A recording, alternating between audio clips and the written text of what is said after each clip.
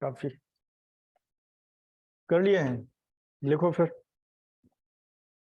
Asymptotes क्या होता है पहले तो ये बताओ। हिंदी में बोलते हैं अनंत स्पर्शी।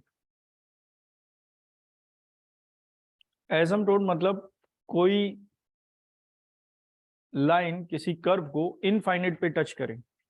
कैसे हो सकता है ऐसा? कोई लाइन किसी कर्व को इनफाइनाइट पे टच करे। इनफाइनाइट का मतलब क्या है? कभी आएगा ही नहीं। तो इनफाइनाइट पर टच तो नहीं हो पाएगा, लेकिन इनफाइनाइट तक वो क्या हो जाएगी? पैरेलल। जैसे ये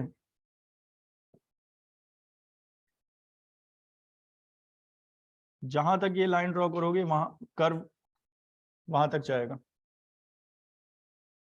तो कर्व के पैरेलल देख रहे हो एक्स एक्सिस को? एक्स एक्सिस यहां पर कर्व के लिए क्या हो गई? एसिम्प्टोट। समझ गए? तो एसिम्प्टोट क्या है? इनफाइनाइट पर टच करेगी और इनफाइनाइट कभी आएगा नहीं, मतलब वो कभी टच तो नहीं करेगी लेकिन इनफाइनाइट तक क्या रहेगी? Line parallel to the curve. समझ गए? कैसे फाइंड करते हैं ये ये 12th में पढ़ा होगा तुम लोगों ने। अच्छा, मतलब ऐसा जैसे कर्व में अगर y इक्वल टू इनफाइनाइट लिख देते हैं हम, तो x की क्या वैल्यू आती थी?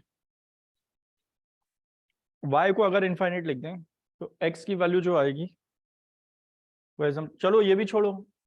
हाइपरबोला।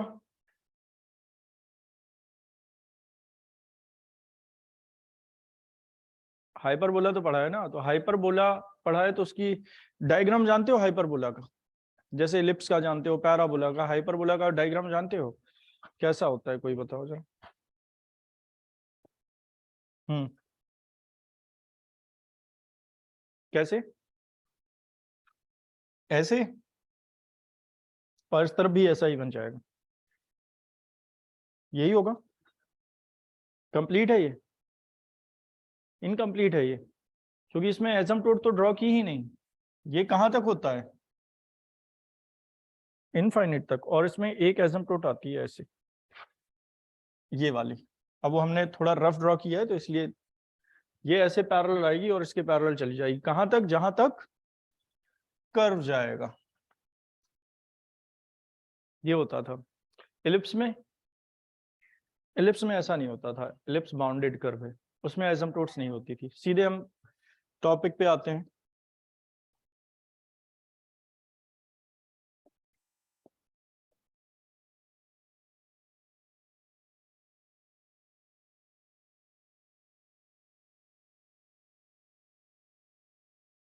लिख लो जल्दी एसिम्प्टोट्स।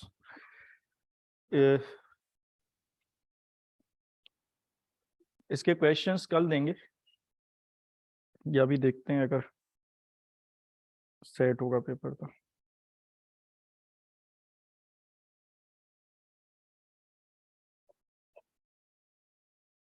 हम लोग का क्या क्या एक्सपेंशन ऑफ फंक्शन पढ़ चुके हो सभी?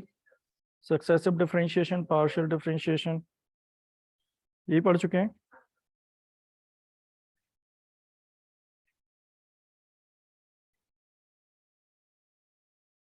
Tangent and normal, curvature, envelope, partial differentiation. ठीक है। एसिम्प्टोट्स पहले हम ये बता रहे हैं पैरेलल एसिम्प्टोट्स कैसे फाइंड करते हैं। ठीक है, फिर पूरा वर्किंग रूल लिखेंगे, या सीधे वर्किंग रूल लिख लो। बुक है किसी के पास? एक दो क्वेश्चन स्टार्टिंग में बता देना, फिर प्रिंटेड नोट्स वो प्रिंटेड दे देंगे। लिखो। एक ही क्लास में पूरा चैप्टर समझ सकते हो इसको, क्योंकि एक रूल है और वो सारी एक्सरसाइज में फिट होगा। ठीक है, लिखो working rule to find asymptotes.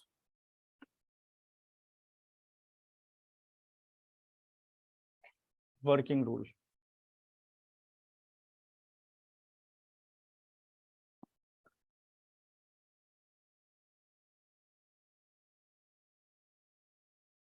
Step first लिखो, ऐसे लिख लेना। Let f x y equal to 0 be a given curve. ये कोई गिवन कर्व है, ठीक है। एसिम्प्टोट फाइंड करेंगे, सबसे पहले पैरेलल फाइंड करने वाले हैं।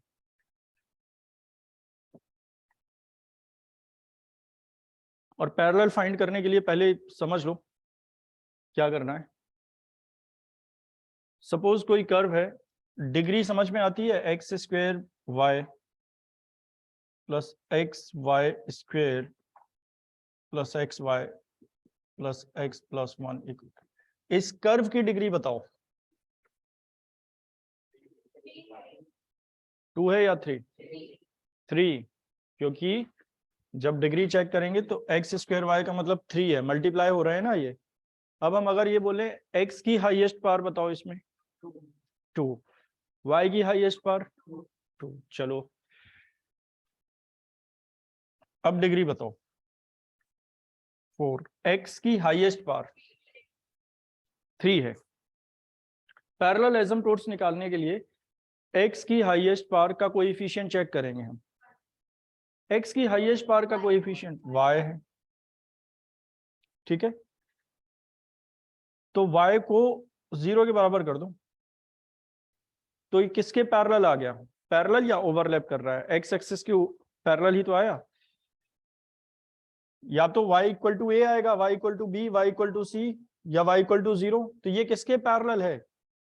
या तो ये एक्स एक्सिस है या एक्स एक्सिस के पैरेलल है। जानते हो y की वैल्यू। अब y की सबसे बड़ी पावर बताओ, तो इसका कोएफिशिएंट ये किसके पैरेलल आएगी? y के पैरेलल, या y एक्सिस भी कह सकते हो। ये पैरेलल एसिम्प्टोट्स निकालने का तरीका है। अब सपोज कोएफिशिएंट ये है ही नहीं, ये नहीं है। अब बताओ सबसे बड़ी पावर, डिग्री क्या है इक्वेशन की? 3, उसका कोएफिशिएंट कांस्टेंट। तो अगर इनके कोएफिशिएंट कांस्टेंट होंगे तो हम लिख देंगे no asymptote parallel to the axis of x। अगर x की सबसे बड़ी पावर का कोएफिशिएंट क्या हो जाए? कांस्टेंट, तो हम लिख देंगे no asymptote parallel to the axis of x। क्यों? क्योंकि x का कोएफिशिएंट तो y ही हो सकता है, और y को किसी के बराबर लिखोगे तो वो x के पैरेलल आती है। जानते हो ये सब, या कुछ बता दें इसके बारे में कैसे ट्रेस करते हैं? x equal to a, y equal to a कैसे ट्रेस किया जाता है? नहीं जानते हो? y equal to x, x equal to a, y equal to m x. जल्दी हाँ या नहीं? तो फिर एक काम करो, स्टार्टिंग से वर्किंग रूल अगले पेज में लिखेंगे, ये नोट कर लेना। ये सारी चीजें वैसे तो सबको पता ही होंगी।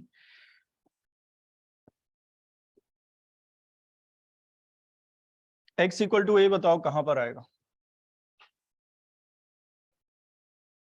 x equal to A,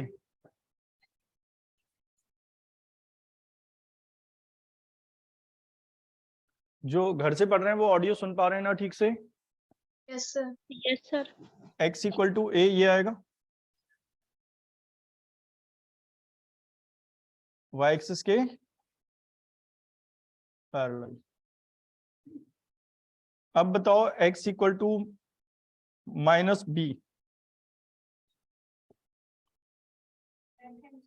x equal to minus b, यहां पर b डिस्टेंस पर, ये डिस्टेंस कितनी होगी? और ये, अब अगर हम बोले y इक्वल टू एम बताओ, y equal to m parallel to x axis आ रहा है, y की वैल्यू मतलब पैरेलल टू x एक्सिस। कितनी डिस्टेंस है? m distance. और अगर ये बोला जाए y equal to minus n, कहाँ ड्रॉ करोगे? यहां y equal to minus n. ये clear? y equal to x कैसे ड्रॉ करते हैं? y equal to x, origin से पास होते हुए y equal to minus x, ये भी जानते हो, x upon a plus y upon b equal to 1, x upon a plus y upon b equal to 1। X axis पर intercept a और y axis पर इंटरसेप्ट बी, और उन्हें क्या कर देते हैं? मिला, ज्वाइन करा देते हैं। ये सब तो जानते ही होगे, ठीक है। तो अब पहले पैरेलल एसिम्प्टोट्स फाइंड करना बता रहे हैं, फिर अगले पेज पे वर्किंग रूल लिखाएंगे, ठीक है। नोट करो इसको। let fxy be a given curve. fxy given curve है, ठीक है। तो सबसे पहले किसका कोएफिशिएंट पता करोगे? if coefficient of highest power of highest degree term of y, बोलो, highest degree term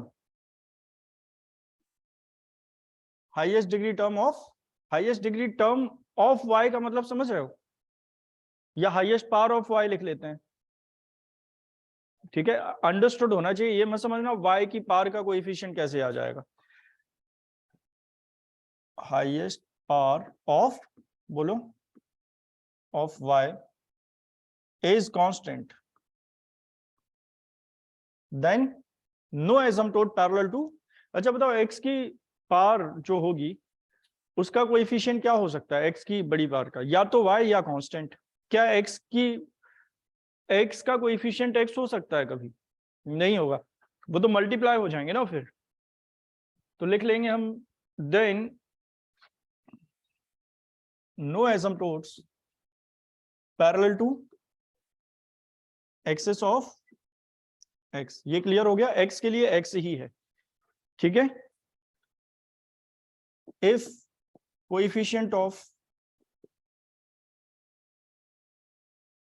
highest power of, नहीं, ये हाईएस्ट पावर ऑफ पहले y लिखा है हमने, तो x नहीं लिखोगे, या तो उसको x ही कर लो। हाईएस्ट पावर ऑफ क्या बताओ? x इज, अभी बताया तो, x का कोएफिशिएंट y हो सकता है, और y की कोई वैल्यू अगर लिखेंगे हम, y की कोई वैल्यू, तो वो पैरेलल टू x एक्सेस होगी, या तो एसिम्पटोट नहीं आएगी, और अगर वैल्यू आएगी तो वो क्या कर देंगे, ठीक है। फिर बताओ, if coefficient of highest power of x is constant, then, अच्छा अब x लिख चुके हैं, y इज कांस्टेंट, देन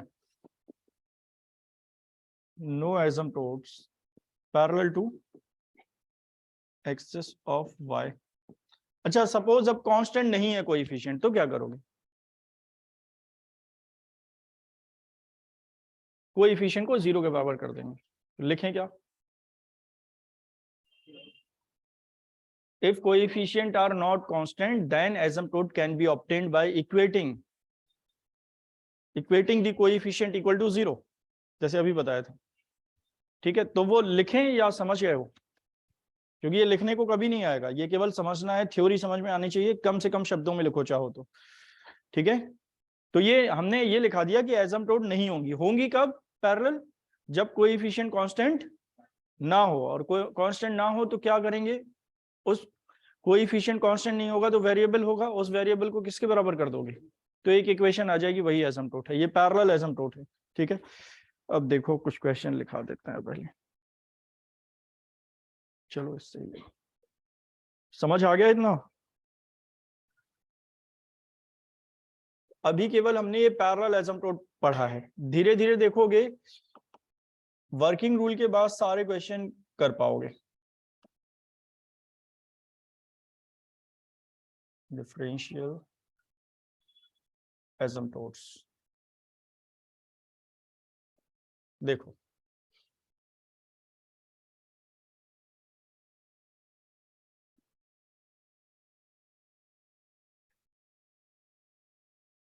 जैसे दूसरा क्वेश्चन है, दूसरा क्वेश्चन है,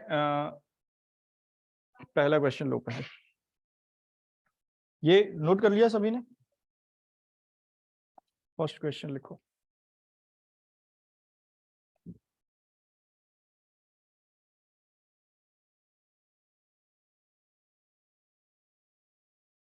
find all asymptotes of the following curve. सारी एसिम्पटोट्स फाइंड करनी है, पैरेलल भी और जो पैरेलल अब पैरेलल किसके होंगी, एक्स एक्सिस या वाई एक्सिस, और जो पैरेलल नहीं होती हैं उनको ऑब्लिक एसिम्प्टोट्स कहते हैं। इसकी तुम लोगों को जरूरत है नहीं। तो इसकी एसिम्प्टोट फाइंड करनी है, अगर होंगी तो आएंगी। हर कर्व की एसिम्प्टोट होगी क्या, नहीं। जैसे इलिप्स है, पैराबोला, सर्कल, इनमें कहाँ होती है एसिम्प्टोट, नहीं, ऐसा नहीं है कि केवल जरूरी है कि जिसकी एसिम्प्टोट हो वो ओपन कर्व हो, ऐसा जरूरी नहीं है। सर्कुलर एसिम्प्टोट्स भी होती हैं कुछ, पैराबोला में होती ही नहीं है ना एसिम्प्टोट। तो वही तो कह रहे हैं, जरूरी नहीं है कि ओपन हो तो एसिम्प्टोट होगी। क्यों नहीं होती है वो इसमें देखेंगे, हम अभी निकाल के देखेंगे, नहीं मिलेगी पैराबोला में जब पूरा वर्किंग रूल पढ़ लेंगे। तो एसिम्प्टोट फाइंड करने का तरीका है ये, अगर कर्व में है एसिम्प्टोट तो ही मिलेगी हमें। अब कितनी होती है पहले ये समझो। सबसे पहले तो ये बताओ कर्व क्या है ये, इस कर्व का नाम बताओ। इलिप्स,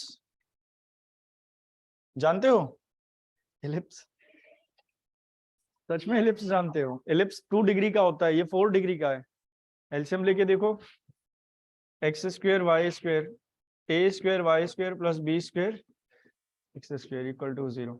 एलिप्स का इनवर्स तो नहीं समझ रहे हो, इक्वल टू 1, सॉरी। तो एक्स स्क्वायर वाई स्क्वायर कितना, a square y square plus b square x square. Clear. सबसे पहला काम क्या करना, सबसे बड़ी डिग्री पहले, फिर उससे छोटी, फिर उससे छोटी, डिक्रीजिंग ऑर्डर में लिख लेना। ठीक है, क्या लिखोगे सबसे पहले, minus b square x square minus a square y square equal to 0। हर क्वेश्चन में करना है, एलसीएम लेके पहले डिक्रीजिंग ऑर्डर में लिख लेना। ठीक है, जैसे एनवलप में भी तो यही करते थे हम। हाँ वही बता रहे हैं। सबसे पहले बताओ टोटल डिग्री क्या है इसकी, इक्वेशन की degree 4, n equal to 4, n का मतलब है यहाँ डिग्री ऑफ द इक्वेशन। ठीक है, तो मैक्सिमम इसकी 4 एसिम्प्टोट्स हो सकती हैं, ये दिमाग में रख लो अच्छी तरह से। कितनी एसिम्प्टोट्स होंगी मैक्सिमम, 4। मैक्सिमम का मतलब समझते हो, 4 भी हो सकती हैं, 3 भी हो सकती हैं, 3 भी हो सकती हैं, 3 भी हो सकती हैं, 2 भी, 1 भी और 0 भी हो सकता हो ही नहीं। समझ गए, मैक्सिमम तो 4 है ना, मैक्सिमम का मतलब समझ रहे हो। ऐसा नहीं है कि n 4 है तो हर बार 4 ही आएंगे, लेकिन 4 से ज्यादा नहीं हो सकती हैं, 4 होंगी या तो फिर 4 से कम इस केस में। तो पहले हम पैरेलल एसिम्प्टोट्स निकालने वाले हैं। ठीक है, सपोज चारों पैरेलल हुई तो फिर आगे हमें जो वर्किंग रूल आगे पढ़ाने वाले हैं वो अप्लाई नहीं करना पड़ेगा, वही आंसर आ जाएगा। समझ गए, इसीलिए ये अलग से पहले पैरेलल वाला क्वेश्चन करा रहे हैं। सबसे पहले बताओ एक्स स्क्वायर के, एक्स की सबसे बड़ी पावर, उसका कोएफिशिएंट, ध्यान से देखो, वाई स्क्वायर नहीं है, y square minus b square है। तो कॉमन लेके दिखाने की जरूरत नहीं है, यहां से दिख रहा है एक्स स्क्वायर का कोएफिशिएंट क्या है, y square minus b square, जब कॉमन लेंगे, हाँ या नहीं, ऐसे लिखेंगे, coefficient of x square equal to y square minus b square. क्या ये कांस्टेंट है, अगर ये कांस्टेंट होता मतलब वाई स्क्वायर वाला टर्म नहीं होता, केवल बी स्क्वायर होता, तो हम लिखते no asymptote parallel to the axis of x, जिसका कोएफिशिएंट कंपेयर करते हैं उसका ही आता है, ये तो बता चुके हैं ना। और अगर कोएफिशिएंट कांस्टेंट नहीं है तो इसको क्या कर देंगे, y square minus b square equal to 0, तो y square equal to y equal to plus minus b, दो आएंगे ना इक्वेशन। कितनी इक्वेशन है ये, parallel to which are parallel to x axis. कितनी एसिम्प्टोट्स आ गई, 2। अब चेक करो कोएफिशिएंट ऑफ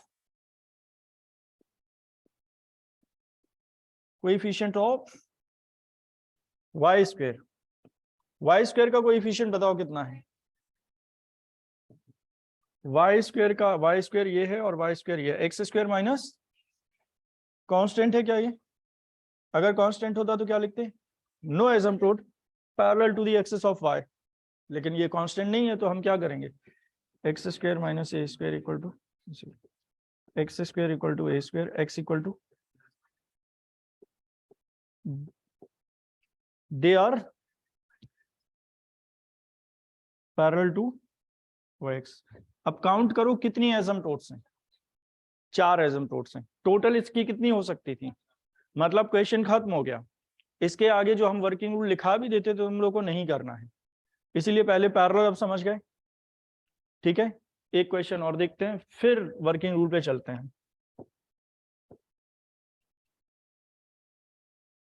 चलो अगला बताओ, कौन बताएगा। हाँ पहले क्वेश्चन देखो, क्वेश्चन नंबर देखो 3।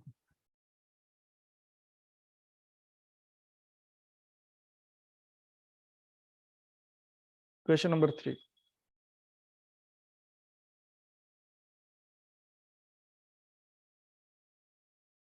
2 लिखो पहले फिर 3।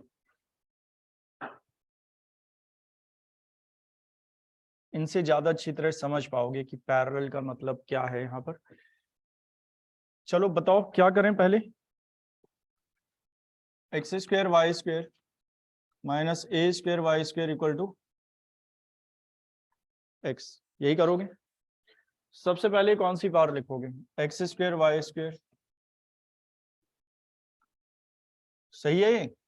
बताओ एन कितना है, कितनी एसिम्प्टोट्स हो सकती हैं, मैक्सिमम 4। कोएफिशिएंट बताओ एक्स स्क्वायर का कोएफिशिएंट। अब एक बार लैंग्वेज पहले क्वेश्चन में बता देंगे लिखने का तरीका, फिर खुद से लिखनी है लैंग्वेज। क्या लिखोगे, कोएफिशिएंट ऑफ एक्स स्क्वायर कितना, कोएफिशिएंट ऑफ एक्स स्क्वायर बताओ पहले, ओनली वाई स्क्वायर। तो वाई स्क्वायर इक्वल टू क्या कर दोगे, तो वाई की वैल्यू 0,0, 2 आ गई है एसिम्प्टोट्स।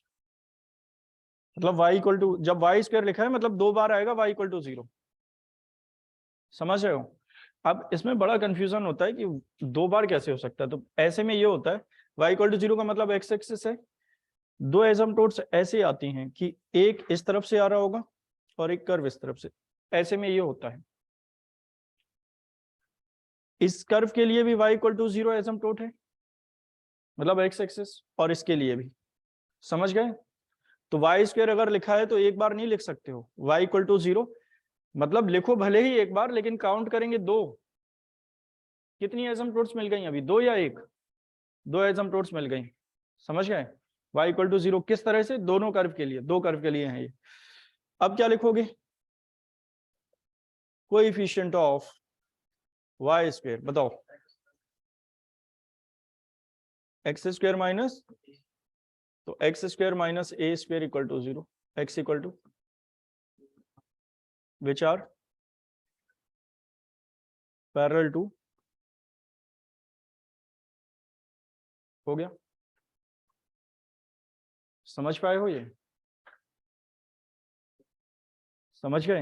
अब देखो क्वेश्चन फिर अच्छी तरह से, तो ये है पैरेलल एसिम्प्टोट्स। कितनी एसिम्प्टोट्स आ गई है, 4। क्या आगे करने की जरूरत है, नहीं। ठीक है, नोट कर रहे हो, नोट करो जल्दी, हो गया। तो लिखो फिर, मतलब लिखना क्या है खुद से करो, और देखते हैं क्या है।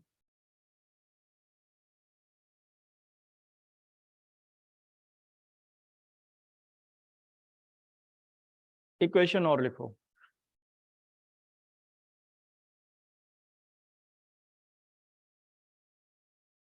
क्वेश्चन नंबर 7 लिखो अभी।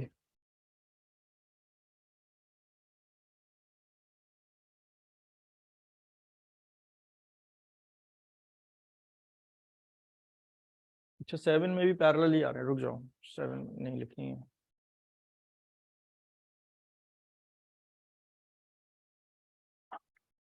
क्वेश्चन नंबर 5 लिखो,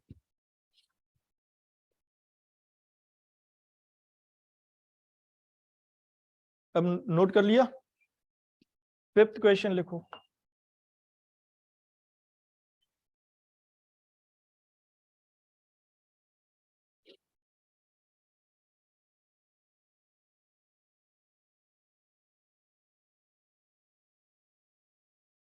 बताओ क्या करना पड़ेगा। ये लिखना मतलब पहले समझ लो, हाँ सॉल्व तो सब करना पड़ते हैं। पहले क्या करोगे, x square y square minus a square y square equal to x to the power 4 minus 4a square x square. सबसे पहले कौन सी पावर लिख लोगे, x to the power x square y square या एक्स टू द पावर 4, एक ही बात है। ये डिग्री कितनी है, x to the power 4 plus x square y square, ये भी 4 है, हाँ या नहीं? हाँ कंबाइंड तो 4 ही काउंट करोगे ना, एक्स स्क्वायर वाई स्क्वायर को कितनी डिग्री काउंट करोगे, 4। ये कितनी है डिग्री, 4। ये भी डिग्री क्या है, अभी इक्वेशन की बात कर रहे हैं, फिर एक्स की और वाई की सेपरेट बात करेंगे। मतलब डिक्रीजिंग ऑर्डर में लिखना है तो पहले तो ये दोनों ही लिखने पड़ेंगे ना। अब कौन सा लिखोगे, माइनस आएगा, एक्स स्क्वायर वाई स्क्वायर या x power 4 minus x square y square, ये बोल रहे हो, इस तरफ ले जाते हैं। Minus 4a square x square plus a square y square equal to 0। अभी ठीक है, अरे लिखना नहीं है उसको, अब कट कर देंगे अभी हम। फिर क्या करोगे बताओ, कॉपी पे भी कट करोगे। एन इक्वल टू बताओ कितना है, 4। ठीक है, मैक्सिमम कितनी एसिम्प्टोट्स हो सकती हैं, चारों चेक करनी पड़ेंगी। तो मैं अभी तक जो क्वेश्चन किए हैं उसमें क्या थे, सारे पैरेलल थे, 4 आ जाते थे, क्वेश्चन खत्म हो गया, बाकी कुछ करने की जरूरत ही नहीं थी। 4 या 3 है डिग्री तो 3 आ जाती थी, 2 है तो 2 आ जाती थी। अभी देखो x की सबसे बड़ी power, coefficient of x to the power 4 equal to 0 है, कोएफिशिएंट 1 कांस्टेंट है, which is constant, no asymptote parallel to, मतलब इस कर्व में x एक्सिस के पैरेलल एसिम्प्टोट नहीं है, एसिम्प्टोट हो सकती हैं लेकिन x एक्सिस के पैरेलल नहीं है। कोएफिशिएंट ऑफ y स्क्वायर बताओ, minus x square plus a square, तो minus x square plus a square equal to क्या कर दिया, x square equal to x equal to which are,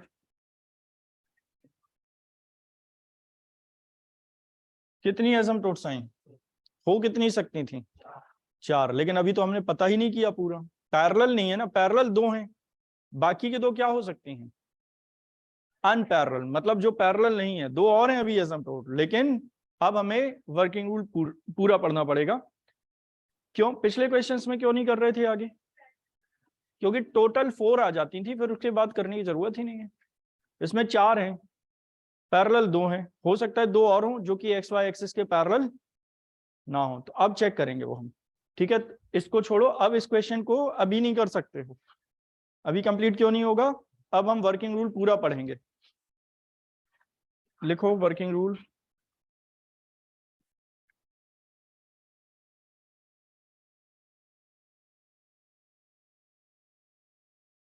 working rule to find asymptote,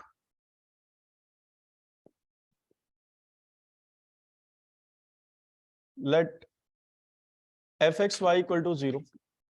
इसका मतलब समझते हो क्या है, x और y में कोई इक्वेशन है जो कि 0 के बराबर है, और कोई मतलब नहीं है, मतलब गिवन इक्वेशन कुछ ना कुछ तो होगी ना, तो हम ये लिख रहे हैं x और y में कोई इक्वेशन है, तो fxy equal to 0 लिख लिया।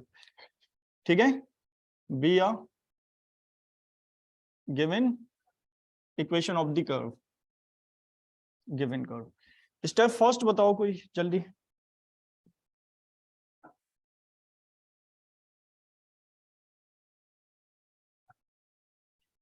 हाँ मतलब सीधे लिख लें, फाइंड पैरेलल एसिम्प्टोट्स, ये पहला स्टेप हो गया। फाइंड पैरेलल एसिम्प्टोट्स में जो पिछला पूरा है वो चाहो तो लिख सकते हो, वैसे तो समझते हो, क्या लिखोगे, फाइंड पैरेलल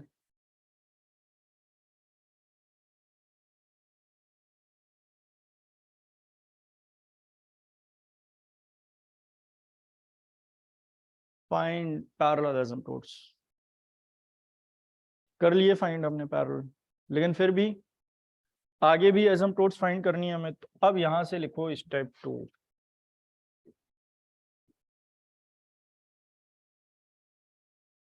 ये देखो थोड़ा अलग है, जैसे मैक्सिमा मिनिमा कभी पढ़ा होगा तुम लोगों ने, क्या होता था उसका वर्किंग रूल, मैक्सिमा मिनिमा पढ़ा है, फर्स्ट डिफरेंशिएशन निकालते थे, फिर उसको 0 के बराबर कर देते थे, फिर सेकंड डेरिवेटिव। वैसा ही ये वर्किंग रूल है, इस वर्किंग रूल को हमें याद रखना है। वो नहीं है मैक्सिमम मिनिमा की तरह, मतलब वर्किंग रूल है, स्टेप्स पता होना चाहिए हमें। लिखना in the highest degree term,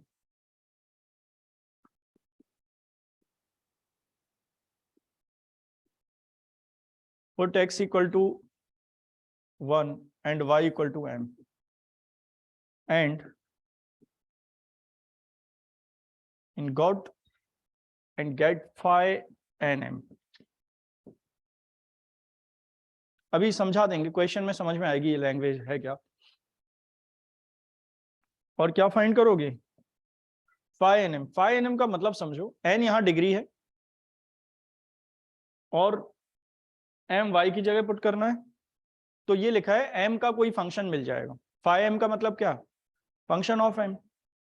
ठीक है, क्वेश्चन में अच्छी तरह समझ पाओगे। स्टेप 3 लिखो।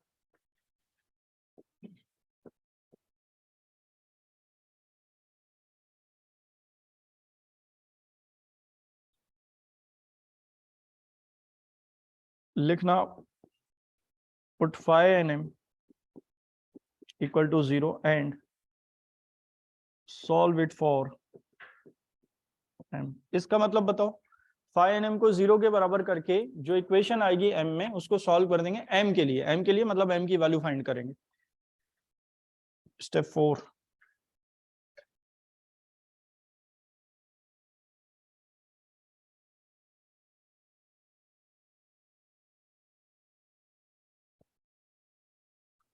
find C by the formula C equal to minus phi nm upon minus phi n minus 1m, phi n minus 1m upon phi nm dash। Dash का मतलब डेरिवेटिव, डिफरेंशिएशन।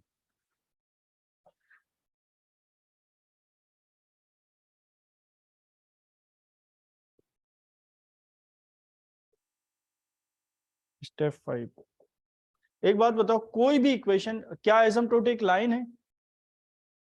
एसिम्प्टोट लाइन है या curve है? एक straight line है जो infinite तक जाएगी कर्व के साथ। कोई भी लाइन किस फॉर्म में लिखी जा सकती है, स्टैंडर्ड फॉर्म बताओ उसको। y equal to m x plus c, यही होती है स्टैंडर्ड फॉर्म। तो किसी भी लाइन को निकालना है तो m और c निकालो, स्ट्रेट लाइन ही तो है एक एसिम्प्टोट। तो लिखना required asymptotes be, required asymptotes be y equal to m x plus c. बस यहाँ m और c की वैल्यू पुट करनी है। बहुत कुछ अभी इसमें समझ नहीं पाए होगे, लेकिन वो समझ पाओगे क्वेश्चन में। पूरा कॉन्सेप्ट क्वेश्चन में ही है। पहला दूसरा स्टेप तो समझ गए होगे शायद, तीसरा चौथा स्टेप अभी बता देते हैं क्वेश्चन में कैसे करना है। दोबारा से वही क्वेश्चन लिखने वाले हैं। कौन सा? 5। अब देखेंगे क्या करना है इसमें।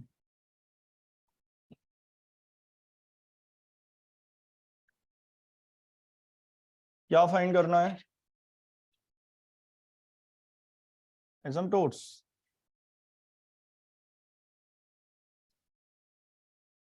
चलो बताओ,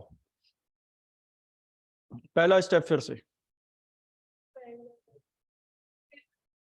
नहीं, पहले तो सही फॉर्म में लिखो, x square y square minus a square y square equal to x power 4 minus. अब चाहो तो लिख सकते हो साथ में। सबसे पहले क्या लिखोगे, x power 4 minus x square y square minus 4a square x square plus y square equal to 0। ये गिवन इक्वेशन है। n इक्वल टू बताओ 4, मतलब टोटल 4 एसिम्प्टोट्स हो सकती हैं, लेकिन हमें चेक करनी पड़ेंगी। अगर 2 पैरेलल आ गई तो इसका मतलब ये नहीं है कि अब आगे 2 नहीं है। चेक करेंगे अनपैरेलल है या नहीं। हो सकता है वो भी नहीं आए, केवल 2 ही हों उसमें, लेकिन चेक करना पड़ेगा पूरा। कैसे करोगे? पहले पैरेलल एसिम्प्टोट्स फाइंड कर रहे हो, step fast.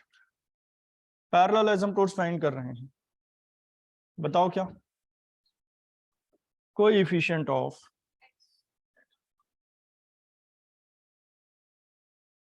x power 4 equal to 1, which is constant.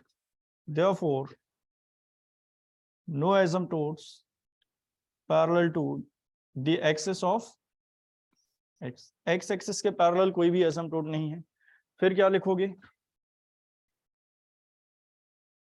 Coefficient of y square किसके बराबर है?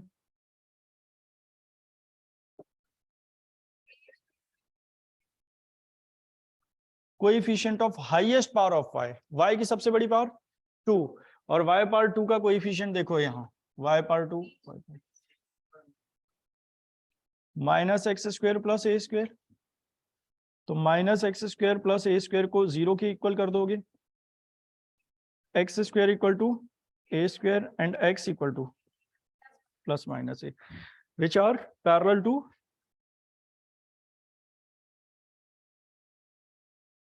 अब क्या करोगे? चलो, कितनी एसिम्पटोट्स आ गई? 2. टोटल कितनी हो सकती थी? 4. तो अब क्या करना होगा?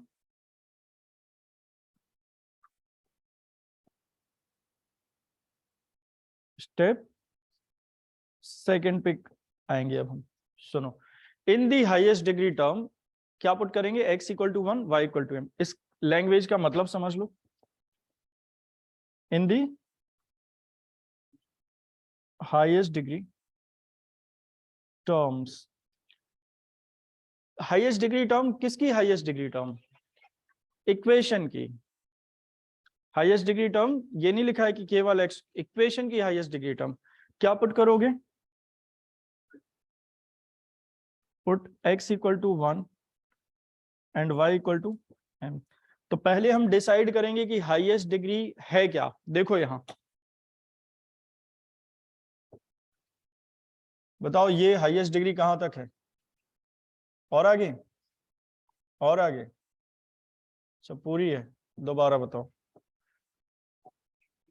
हाईएस्ट डिग्री कितनी है? डिग्री इसकी 4 है, तो हाईएस्ट डिग्री 4 हुई ना. 4 कहां तक है? और आगे? बस. तो हाईएस्ट डिग्री टर्म में x इक्वल टू 1 और y equal to m put करना है.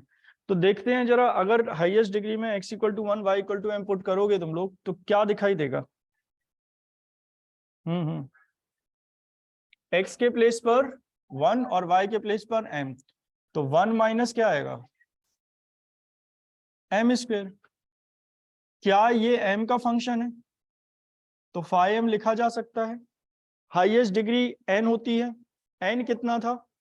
4. तो हम फाई nm का मतलब यहाँ पर फाई 4m है. ये स्टेप अब क्लियर हो गया. फाई nm, ये फाई nm कैसे फाइंड करना है? उसमें लिखा था हाईएस्ट डिग्री टर्म में x equal to 1, y equal to m put करके क्या पता करो. फाई nm मिल गया, फाई 4m लिख रहे हैं. सपोज हाईएस्ट डिग्री 3 होती तो फाई 3m आता, वो भी m का फंक्शन आता. अब ये बताओ, फाई 2m फाइंड करना है तो क्या करोगे? In this second degree term x equal to 1, y equal to m. Phi 3m find करना है. 3 डिग्री टर्म में x equal to 1, y equal to m. Phi 5m पता करना है. 5th डिग्री टर्म में, 5 डिग्री टर्म में x equal to 1, y equal to m. ठीक है, x equal to 1, y equal to m. ये क्लियर हो गया? कौन सा स्टेप था ये? Step third. क्या करोगे?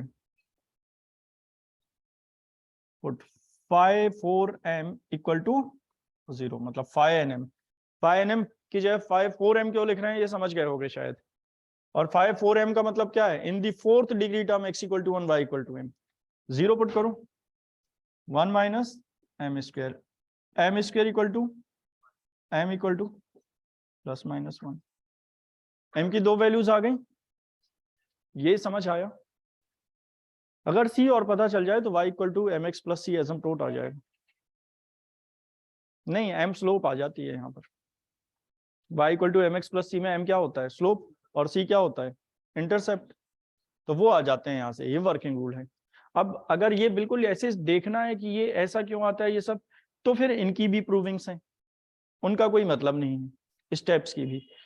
अब जब कर्व ट्रेसिंग करेंगे हम, तो कर्व ट्रेसिंग में जैसे ये वर्किंग रूल लिखा है हमने, वैसे ही कर्व ट्रेसिंग का भी वर्किंग रूल लिखेंगे. उस वर्किंग रूल में एक स्टेप होता है फाइंड एसिम्पटोट्स. तो ये पूरा एक स्टेप बन जाएगा उसके लिए, कर्व ट्रेसिंग के लिए. समझ गए? जैसे इसमें देख रहे हो एक स्टेप है फाइंड पैरेलल एसिम्पटोट्स, तो पैरेलल एसिम्पटोट्स के बारे में तो काफी कुछ पढ़ा है हमने। वैसे ही उसमें एक स्टेप होगा फाइंड एसिम्पटोट्स, एसिम्पटोट्स पता करनी पड़ेगी कर्व की हमें।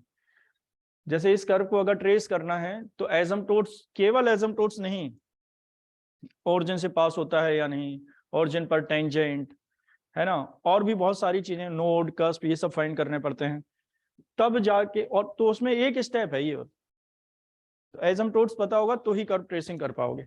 चलो y इक्वल टू, ये m की वैल्यू आ गई, अब क्या करोगे, स्टेप 4 कौन सा फॉर्मूला अप्लाई करोगे,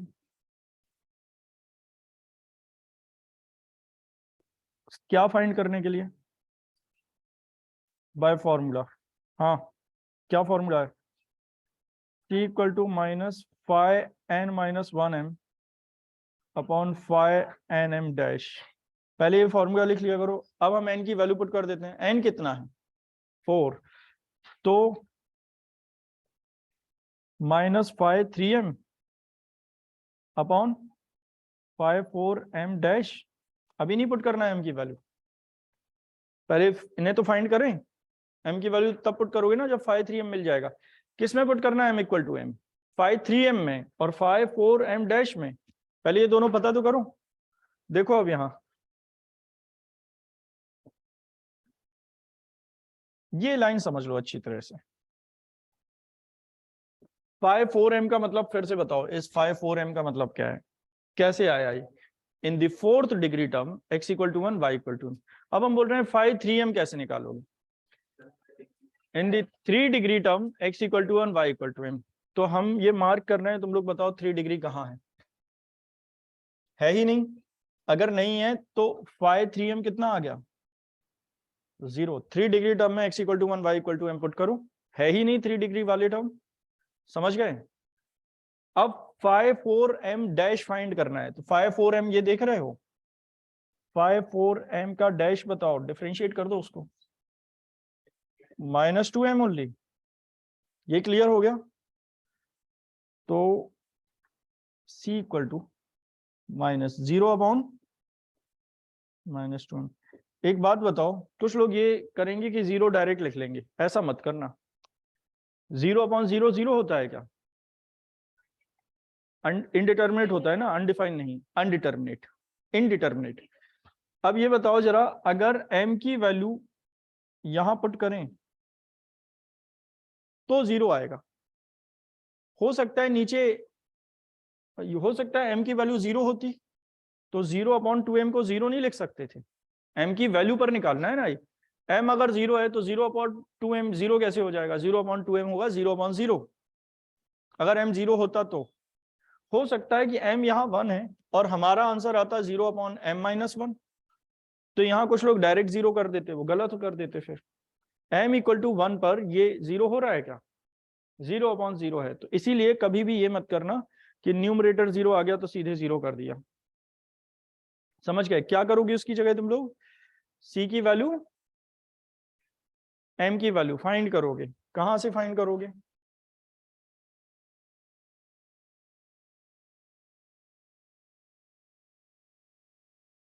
यहीं पर सॉल्व कर देते हैं।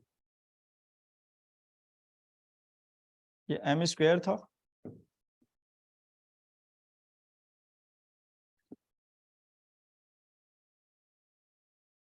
यहां सॉल्व कर देते हैं। ये c की वैल्यू कितनी आई बोलो,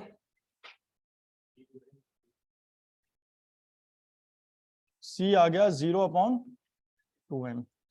m की वैल्यू यहां पुट करेंगे प्लस माइनस 1, तो c कितना आएगा, ऐसे दिखा देना, 0 अपॉन प्लस माइनस 1 मतलब 0। m की वैल्यू अगर 0 होती तो इसीलिए चेक कर लिया करो, ऐसा ना हो कि वो 0 अपॉन 0 फॉर्म बन रहा है और हमने 0 पुट कर लिया। समझ गए। अब m भी आ गया और c भी आ गया, बताओ स्टेप 5 लिख सकते हो क्या, required asymptotes are y equal to mx plus c। अब वैल्यू कैसे पुट करनी है ये सुनो, हाँ अरे 4 बजे का बैच है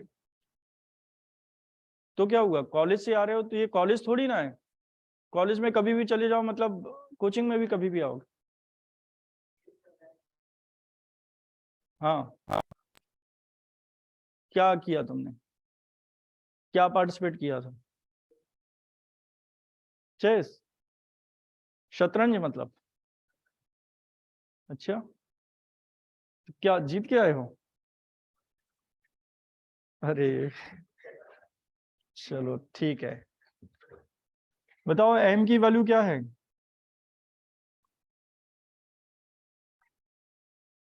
+-1 और c इक्वल टू 0।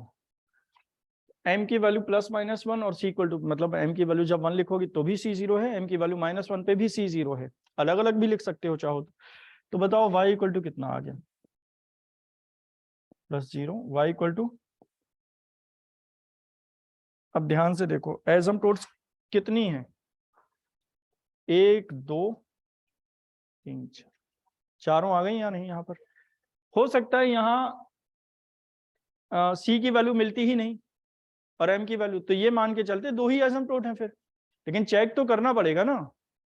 समझ गए? चलो ये नोट करो जल्दी। यहां पर m की वैल्यू क्या पुट करोगे? तो +-x ही आएगा। चलो जल्दी नोट कर लो।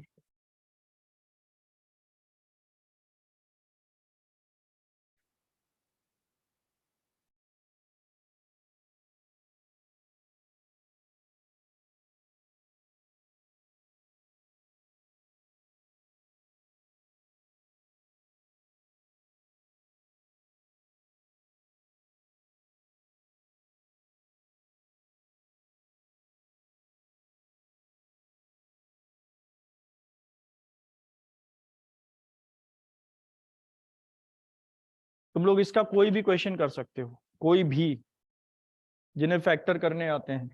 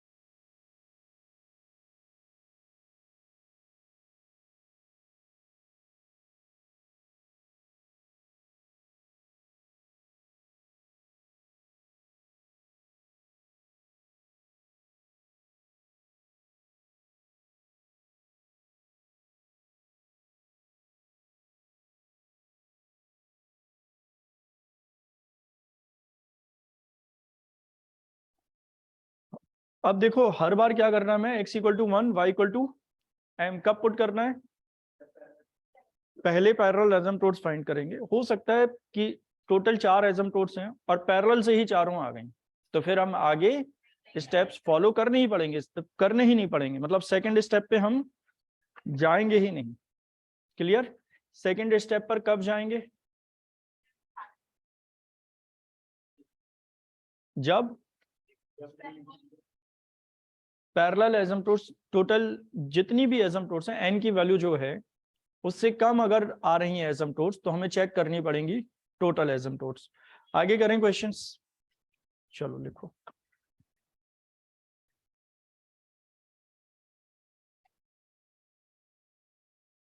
क्वेश्चन नंबर 5 हो चुका है ना, 5 बताओ कौन सा बताएं। 6 to 10 में कोई भी पूछ लो, फिर आगे भी देखेंगे, फिर 11 to 20 पूछेंगे, फिर 21 to 9th क्वेश्चन लिख लो। 10th, हाँ ऐसा बता दिया, वो तो हो ही जाएगा 10th। वो ये एग्जैक्टली ये नहीं था, लेकिन ऐसा ही था, उसमें बीच में प्लस था। चलो अगर इसमें नहीं तो एक काम करो, 11 to 12 में 11 to 20 में पूछ लो कोई, 12 ही देख लो। हाँ 12 लिखो।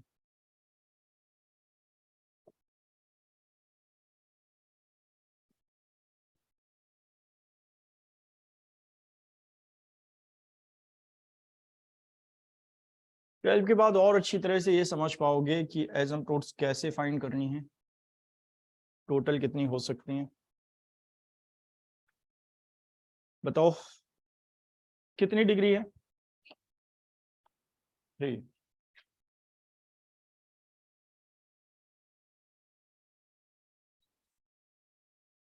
n इक्वल टू 3 है। पैरेलल एसिम्प्टोट्स पता करेंगे पहले, पैरेलल एसिम्प्टोट्स मिल रही हैं या नहीं, निकालो।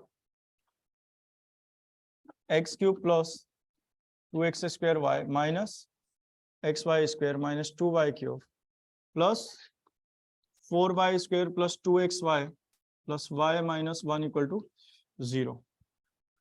ठीक है, अब बताओ टोटल कितनी एसिम्प्टोट्स हैं इसमें, 3 है। पहले पैरेलल ही पता करोगे, हो सकता है पैरेलल ही आ जाए तीनों, तो फिर आगे करने की जरूरत नहीं होगी। कोएफिशिएंट चेक करेंगे। इक्वेशन 1 n इक्वल टू बताओ 3। n इक्वल टू 3 का मतलब कितनी एसिम्प्टोट्स हैं इसमें, मैक्सिमम 3। स्टेप फर्स्ट,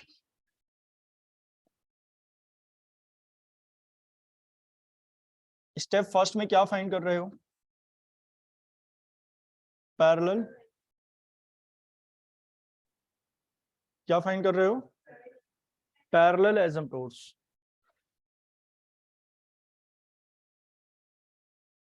ये फाइंड कर रहे हैं। करने का तरीका क्या होता है, coefficient of highest degree of x, x की सबसे बड़ी पावर पता करो पहले, उसका कोएफिशिएंट चेक करो। एक्स की सबसे बड़ी पावर है 3 और इसका कोएफिशिएंट है कांस्टेंट। क्या लिखेंगे हम, since coefficient of x cube equal to 1 which is constant, therefore no asymptotes parallel to the axis of x। Clear? अब y के लिए चेक करो, सबसे बड़ी पावर y की बताओ, क्यूब, और इसका कोएफिशिएंट क्या है,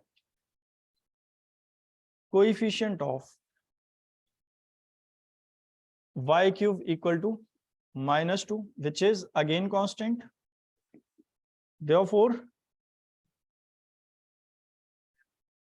no asymptotes parallel to the axis of y। मतलब अभी एसिम्प्टोट्स पैरेलल तो नहीं है, लेकिन फिर भी कितनी एसिम्प्टोट्स हैं, 3। तीनों एसिम्प्टोट्स निकालेंगे। अब स्टेप फॉलो करते हैं। इसके बाद से ज्यादा अच्छा ही होगा, एक बार अच्छी तरह से मेथड समझ लो, कोई भी क्वेश्चन कर सकते हो। क्या होगा, ज्यादा ज्यादा ये इक्वेशन में कोएफिशिएंट ही तो बदलेंगे, नंबर्स बदलेंगे। चलो बताओ, स्टेप सेकंड पर आ जाएंगे। क्या हर बार स्टेप सेकंड पर आना पड़ेगा हमें? कंपलसरी नहीं है, कंपलसरी नहीं है तो कंपलसरी, लेकिन अगर पैरेलल एसिम्प्टोट्स यहाँ 3 आ जाते हैं तो वहां क्वेश्चन खत्म हो जाता। In the highest degree term,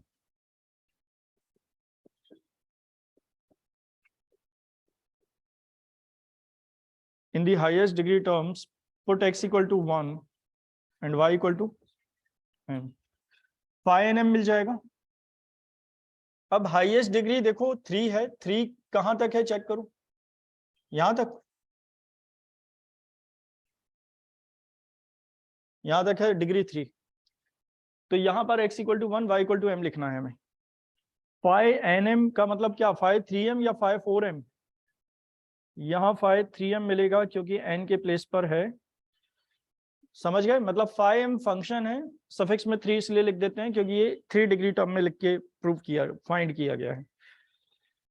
phi 3m ये 1 आएगा plus 2m minus m square minus m cube, 1 plus 2m minus m square minus 2m cube. Step 3,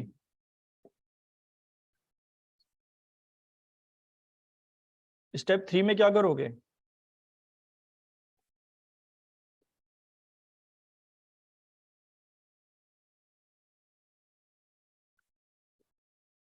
put phi 3m equal to 0। Phi 3m को 0 कर दोगे तो क्या 0 के बराबर मिल गया हमें? 0 equal to 1 plus 2m minus m square minus 2m cube. पहले बड़ी डिग्री लिख लेते हैं और पॉजिटिव कर लेते हैं, जो फिर से जरूरी नहीं है। हाँ वही तो बताया, उसके लिए फिर से स्टेप्स प्रूव करने पड़ेंगे कि x equal to 1 y equal to m क्यों लिखते हैं। ये पूरा वर्किंग रूल फिर हर एक स्टेप प्रूव करके दिखाना पड़ेगा। x equal to 1 y equal to m के अलावा अगर चेंज कर दोगे गलत हो जाएगा क्वेश्चन, क्योंकि शायद ये दिमाग में लग रहा होगा y इक्वल टू 1 और x इक्वल टू m लिख दें तो फिर उस हिसाब से x equal to m y plus c होनी चाहिए तुम्हारी इक्वेशन। समझ रहे हो? मतलब ये वर्किंग रूल है। जैसे अगर हम तुम लोग से पूछें कि मैक्सिमा एंड मिनिमा में dy अपॉन dx को 0 ही क्यों पुट करते हो, तो कुछ चीजें होती हैं वो डायरेक्ट बताई जा सकती हैं, लेकिन कुछ चीजें प्रूव करके दिखानी पड़ेगी, ऐसे नहीं कर्व ट्रेसिंग के बिना नहीं सीख पाओगे। वैसे तो तुम लोग को ये पता होना चाहिए तुम्हें, क्योंकि 12th में पढ़ के आए हो मैक्सिमा मिनिमा में क्यों होती थी dy अपॉन dx 0, क्योंकि ये होते थे टर्निंग पॉइंट। जहां भी मैक्सिमम होगा वहां पर टर्निंग पॉइंट होगा एक, और टर्निंग पॉइंट पर जो टेंजेंट होती है वो क्या होती है, पैरेलल टू एक्स एक्सिस, तो वहां साई इक्वल टू 0, तो टेन साई भी 0, मतलब dy अपॉन dx भी 0। ठीक है, तो इस तरह से इसमें नहीं दिखाया जा सकता है कि एक लाइन में बता दें, इसमें पूरा प्रूफ करके दिखाना पड़ेगा कि x equal to 1 y equal to m ही क्यों लिखते हैं। ये वर्किंग रूल याद रखना पड़ेगा फॉर्मूला की तरह, बदल नहीं सकते हो, बदल दोगे गलत हो जाएगा क्वेश्चन। समझ गए? बाकी अगर फिर भी समझना है तो कर्व ट्रेसिंग जब बताएंगे हम तो उसमें आएगा ये सब। कर्व ट्रेसिंग में कर्व में दिखा सकते हैं कि ऐसा ही क्यों करते हैं, स्लोप m ही क्यों ले रहे हैं, मतलब y की जगह m ही क्यों आ रही है। ठीक है, तो इसको चेंज नहीं कर सकते हो अपने हिसाब से,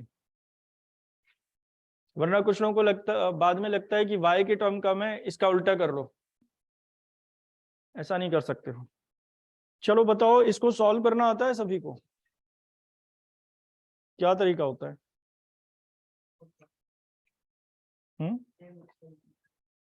पहले ये लिख लें 2m क्यूब, उसके बाद m स्क्वायर वाली term plus m square minus 2m minus 1 equal to 0, जो जरूरी नहीं है, किसी भी तरह सॉल्व कर सकते हो। कैसे सॉल्व करोगे इनको? क्यूबिक इक्वेशन के फैक्टर करने आते हैं सभी को? आते हैं? ये तो डायरेक्ट हो रहा है हालांकि, लेकिन वैसे अगर नहीं हो रहा होता डायरेक्ट तो कर लेते या नहीं? धारा 4 से cubic equation, remainder method, remainder method नहीं पढ़ा है, शेषफल प्रमेय विधि। अरे फिर तो क्वेश्चन में बहुत डाउट आएंगे तुम लोग। हाँ m इक्वल टू पहले 1 2 3 पुट करते हैं, फिर 0 आ जाता है। तो ठीक है, आगे कोई अगर आएगा ऐसा जिसके फैक्टर नहीं हो रहे हैं तो वो बता देंगे। अभी ये बताओ, इसमें तो डायरेक्ट हो रहा है, 2m स्क्वायर कॉमन है, sorry m square then 2m plus 1 minus 1 common, 2m plus 1 equal to 0। 2m plus 1 क्या बचेगा, m square minus 1 equal to 0। m square minus 1 को m माइनस 1 m प्लस 1 लिख सकते हो, और साथ में क्या है 2m प्लस 1 इक्वल टू 0। ये क्लियर। m की वैल्यूज क्या आ गई, 1 माइनस 1 माइनस 1/2। अब एक बात समझ लो, थोड़ा सा रफ वर्क समझ लो, जैसे कि अगले क्वेश्चन में, क्योंकि अगले क्वेश्चन में कब आएगी क्यूबिक इक्वेशन नहीं पता हमें। सपोज ये फैक्टर नहीं हो रहे होते डायरेक्ट, यहाँ तो डायरेक्ट कॉमन देख रहे हो, हर बार डायरेक्ट कॉमन नहीं मिलेगा, तो क्या करना है ये अच्छी तरह से समझ लो। तो डिवाइड कर लेते हैं, और डिवाइड कैसे करते हैं रफ में बता देते हैं। हाँ बोलो, बोल रहे हो कुछ, कैसे?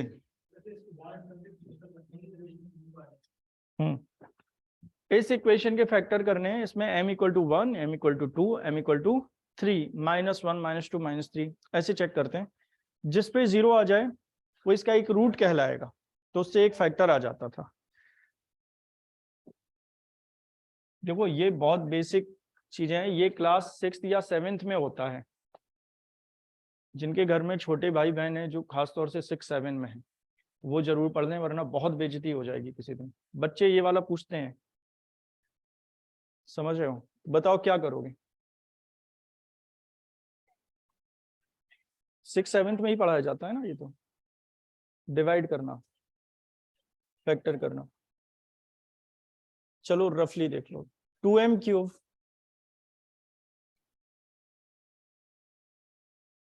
अब शोर मत करो तुम लोग, इक्वेशन बोलो क्या थी। 2m cube plus m square minus 2m minus 1 equal to 0। सबसे पहले m इक्वल टू 1 पुट करो, 2 3, तो 1 पुट करके देखो सेटिस्फाई हो रहा है या नहीं। m इक्वल टू 1 लिखेंगे तो ये 2 प्लस 1 सेटिस्फाई हो रहा है। m इक्वल टू 1 लिखा तो 2 plus 1 minus 2 minus 1 equal to 0, 0 equal to m equal to 1 लिखने पर ये सेटिस्फाई हो रहा है, मतलब m इक्वल टू 1 इसका एक रूट है, और m इक्वल टू 1 अगर रूट है तो m माइनस 1 एक फैक्टर है इसका। एक फैक्टर क्या आ गया, m माइनस 1। अब अगर किसी भी कोई एक फैक्टर मिल जाए हमें, सपोज 3 फैक्टर हैं उसमें से एक मिल जाए, तो बाकी के तो कैसे आएंगे? जैसे 21 के फैक्टर 7 इंटू 3 हैं, 7 और 3 है या नहीं? अगर हमें एक पता चल जाए तो 7 का डिवाइड कर दो, दूसरा आ जाएगा, या 3 पता चल जाए तो डिवाइड करने पर दूसरा आ जाएगा। अब एक फैक्टर पता चल गया, इसका डिवाइड कर दो तो दूसरा आ जाएगा। और डिवाइड करना ही सीखा है हमने बहुत छोटी क्लास में। m माइनस 1 का डिवाइड किस में, 2m cube plus m square minus 2m minus 1। ठीक है, डिवाइड कैसे करेंगे ये तरीका होता है। जिन लोगों ने नहीं पढ़ा है वो थोड़ा आसान कर लेते हैं। पहले तो डिक्रीजिंग ऑर्डर में लिख लो दोनों इक्वेशंस को, डिक्रीजिंग ऑर्डर में है दोनों, m माइनस 1 भी और वो भी। फिर सबसे पहले का सबसे पहले में डिवाइड कर दो, तो 2m क्यूब में m का क्या आएगा, 2m स्क्वायर। 2m स्क्वायर का इसमें मल्टीप्लाई करो, जो भी आएगा यहां लिखो। बताओ, 2m cube minus 2m square, sign change हो जाते हैं, ये कैंसिल हो गया। 3m square minus 2m minus 1, ये सही है। बार बार यही फॉलो करो जब तक कि कैंसिल ना हो जाए ये सब, बाकी के फैक्टर ना आ जाएं। अब फिर से फर्स्ट का फर्स्ट में करूं, 3m आएगा, 3m का इसमें मल्टीप्लाई, जो भी आएगा यहां लिख, 3m square minus 3m, sign change करोगे कैंसिल हो गया, तो m माइनस 1 लिख लेंगे। सही है या नहीं? फिर से फर्स्ट का फर्स्ट में करो, m का m में प्लस 1, 1 का करेंगे तो ये m-1 ही आएगा, साइन चेंज करोगे तो माइनस प्लस। ये समझ आ गया? एक फैक्टर था m-1 और दूसरा फैक्टर डिवाइड करने पर आ गया 2m² plus 3m plus 1। Clear है ये? फिर m-1 और इसके फैक्टर कर देंगे, मल्टीप्लाई करने पर 2 और ऐड करने पर 3, 2m² plus 2m plus m plus 1, m-1 और इसके फैक्टर आ जाएंगे m plus 1, 2m plus 1 equal to 0। समझ आ गया फैक्टर करना? यही फैक्टर अभी हमने फाइंड किए थे ये। लेकिन ऐसे भी करने की जरूरत नहीं है, अगर तुम लोग करना चाहो तो ये कर सकते हो। डिवाइड करना आ गया सभी को? और 2m³ plus m² minus 2m minus 1 equal to 0, इसके फैक्टर कर रहे हैं। तो क्या करोगे, पहले m इक्वल टू क्या पट करोगे, 1, 1 पर नहीं आएगा तो 2 पर नहीं आएगा तो 3, इस पर भी नहीं आएगा तो -1 -2 -3, फिर 4 -4 5 -5। इतने आगे तक जाने की जरूरत नहीं पड़ती है, 1 2 3 में मिल जाते हैं ज्यादातर, अगर फैक्टर हो रहे होते हैं इनके। तो अगर 1 2 3 या -1 -2 -3 में से कोई भी एक इसका एक root, suppose m equal to -1 पर आ रहा होता 0, तो m प्लस 1 एक फैक्टर बनता फिर। ठीक है, तो इसका एक फैक्टर क्या है, क्योंकि m इक्वल टू 1 लिखने पर ये 0 हो रहा है तो m-1 एक फैक्टर है। ये रफ वर्क है, पता कर लिया। तो m-1 का इसमें क्या कर देंगे, डिवाइड। अब एक तरीका और समझ लो, m-1 कितनी डिग्री है इसकी, 3, तो m-1 3 बार लिख लो।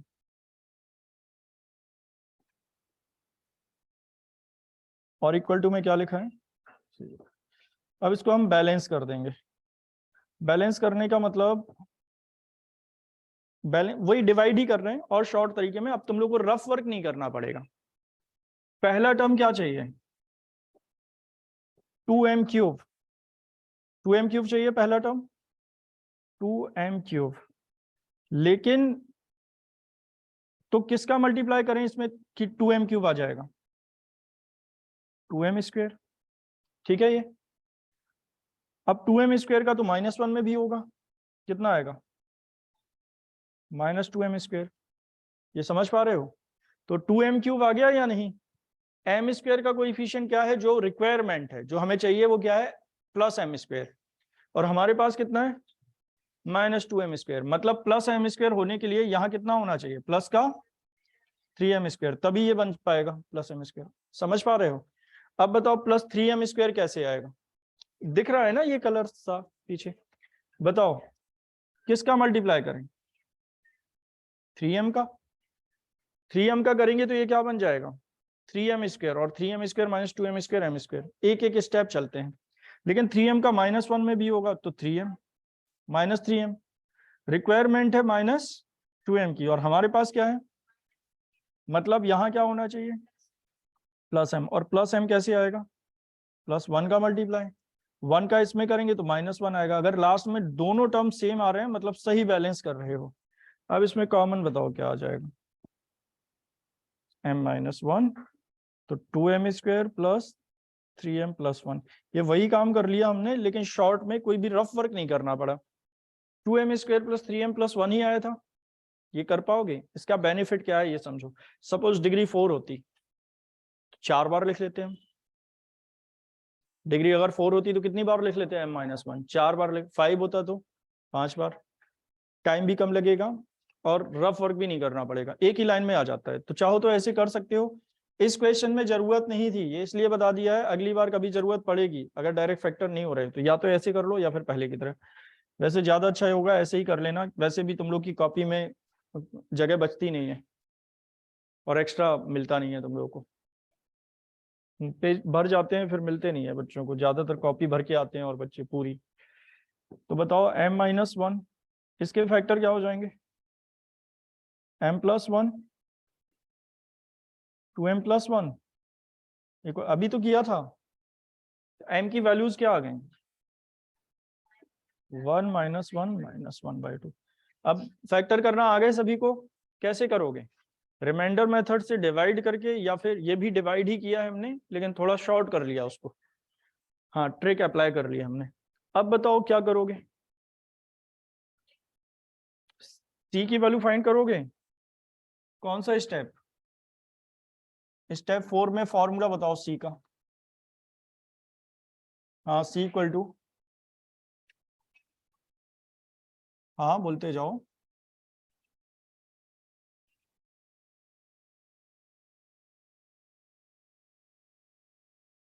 Find C by formula. बस ये लास्ट क्वेश्चन बता रहे हैं, इसके बाद खुद से करने होंगे क्वेश्चन तुम लोग को, क्योंकि कुछ भी अलग मिलेगा ही नहीं। By the formula C equal to -y(n-1m) upon y(n-m dash. ठीक है, बताओ n की वैल्यू क्या पुट करोगे? n कितना पुट करोगे? 3। तो न्यूमरेटर में क्या आएगा? -5(2m) upon 5(3m dash. 5(2m) कैसे फाइंड करोगे ये बताओ? सेकेंड डिग्री टर्म में x equal to 1 y equal to m। 5(2m) का मतलब यही हुआ ना। 5(2m) क्या है? In the second degree term x equal to 1 y equal to m। 5(3m) क्या है? In the 3 degree term. 5(n-m) क्या है? n डिग्री टर्म में लिखेंगे। तो यहाँ वैल्यू पुट कर रहे हैं हम, बताओ क्या क्या आएंगी, बोलो।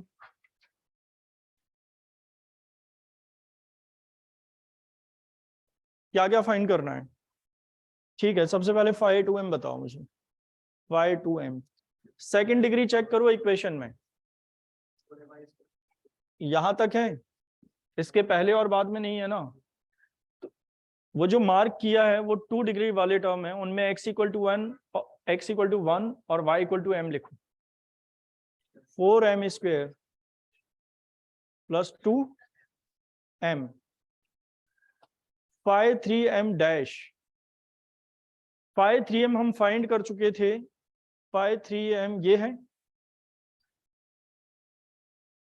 इसका डिफरेंशिएशन होगा 5(3m डैश। डिफरेंशिएशन इसको मत कर देना, वरना कुछ लोग इसको कर देंगे। माइनस कॉमन लिया है इसमें हमने, 5(3m) को ही करना है। उसमें RHS में 0 नहीं है, वो तो बाद में आया, वरना माइनस का डिफरेंस आ जाएगा ना। फिर डिफरेंशिएट करो, 1 का 0, 2m का differentiation 2 minus 2m minus 6m square. समझ गए? अब क्या करें? फॉर्मूला में वैल्यू पुट कर देते हैं। c कितना आ जाएगा बताओ? c इक्वल टू, और वैल्यूज बताते जाओ। c equal to -4m square plus 2m, denominator 2 minus 2m minus 6m square. छोटी सी कैलकुलेशन है जो हम डायरेक्ट लिख देते हैं। m की वैल्यू पहले क्या पुट करोगे? अब ये तो समझ रहे होगे, ये c की वैल्यू m पर डिपेंड है। m की जितनी वैल्यू पुट करेंगे उतनी c की वैल्यू आएंगी, और जितनी m और c के कॉम्बिनेशन आएंगे उतनी ही एसिम्पटोट्स आएंगे। तो बताओ m की वैल्यू क्या पुट कर रहे हो पहले? m equal to 1। c बताओ कितना आएगा? Put m equal to 1, c बताओ। 4 प्लस 2 अपॉन 2 माइनस 2 माइनस 6, 1 आ जाएगा। Put m equal to -1, c फिर से 1 आ जाएगा। तो कैलकुलेट कर लोगे, m की वैल्यू 1 थी और -1 थी। अब m इक्वल टू क्या पुट करोगे? पुट m इक्वल टू -1/2, ये कैलकुलेट करके बता दो। -1/2 लिखो और करके बताओ जल्दी। m की वैल्यू -1/2, तो c कितना आएगा बताओ जल्दी।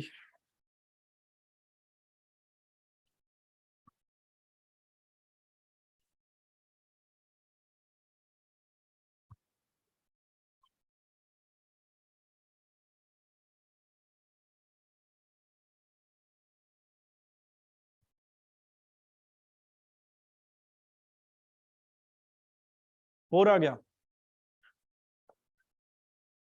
0, m की वैल्यू -1/2, 0 ही आएगा। डिनोमिनेटर भी चेक कर लेना, डिनोमिनेटर तो वैसे भी 0 नहीं हो रहा होगा, तो c इक्वल टू 0 आ गया। नहीं, 0/0 नहीं आ सकता है। 0/0 m की वैल्यू देखते ही बता देंगे कब आएगा 0/0, अभी बताएंगे कुछ क्वेश्चंस ऐसे। ये क्लियर हो गया। अब स्टेप कौन सा कर सकते हैं हम? स्टेप 5, रिक्वायर्ड एसिम्पटोट्स आर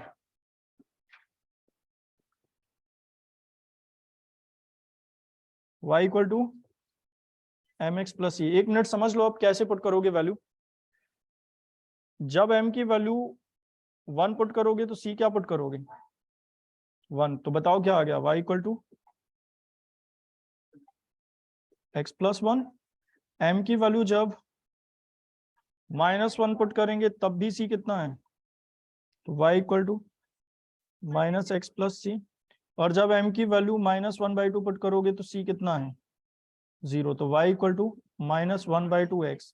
इनको लिखने का तरीका समझ लो, चाहो तो ऐसे लिख सकते हो, x minus y plus 1 equal to 0, x plus y -1 equal to 0। सही है ये? लास्ट में बताओ 2x और फिर x इस तरफ, तो x plus 2y equal to 0। यही तो आएगा क्रॉस करने पर, x plus 2y equal to 0। कितनी एसिम्पटोट्स आ गए? 3। इसमें से एक भी देख रहे हो पैरेलल नहीं है x एक्सिस या y एक्सिस की। समझ गए होगे अब मेथड क्या है? पहले हम पैरेलल पता करेंगे और पैरेलल नहीं आएंगी तो फिर ऐसे पता कर सकते हैं बड़ी आसानी से। जिन्हें फैक्टर करना आते हैं कोई प्रॉब्लम नहीं आएगी, केवल आएगी प्रॉब्लम तो फैक्टर करने में। अब वो भी नहीं आएगी क्योंकि फैक्टर करना बता दिया है, कितनी भी डिग्री हो। जल्दी नोट करो तो फिर अगला क्वेश्चन करते हैं और बताते हैं क्या डिफिकल्टी आ सकती है इसमें।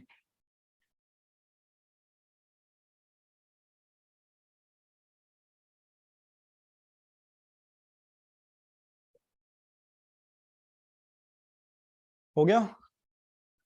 देखो अब प्रॉब्लम्स कहाँ आएंगी ये बता दें। केवल बस एक फॉर्मूला और लिखाएंगे और इस चैप्टर का कोई भी क्वेश्चन कर पाओगे कार्टेशियन वाला। जल्दी करो लेकिन। हो गया? अब हम एक क्वेश्चन दे रहे हैं तुम लोग को, वो करके बताना है अभी।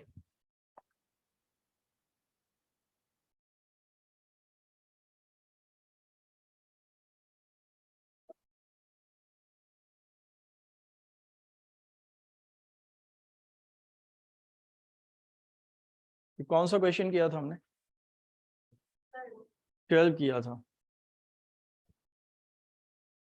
14 लिखो।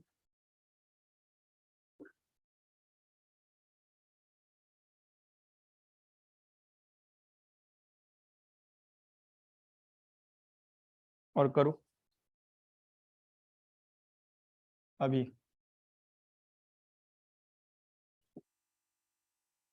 अगर इसमें कोई प्रॉब्लम आती है तो फिर हम आगे कुछ बताएंगे। जल्दी करो। सबसे पहले क्या फाइंड करोगे? शॉर्ट में कर लो। लैंग्वेज लिखनी आ गई। अब हम लैंग्वेज नहीं लिखेंगे पहले की तरह एसिम्पटोट पैरेलल, अब हम डायरेक्ट लिखेंगे जो भी वैल्यूज आने वाली हैं।